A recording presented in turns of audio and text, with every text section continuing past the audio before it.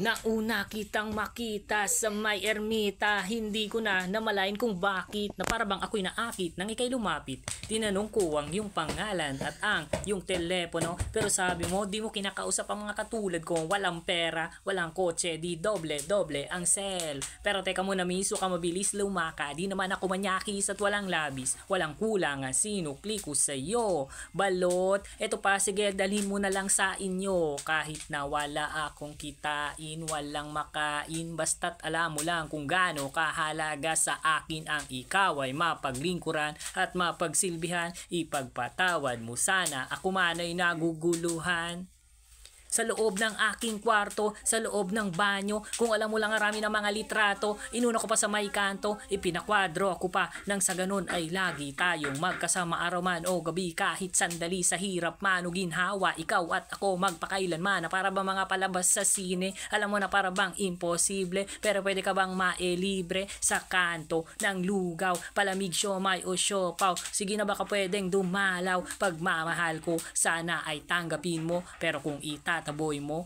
ay ikamamatay ko.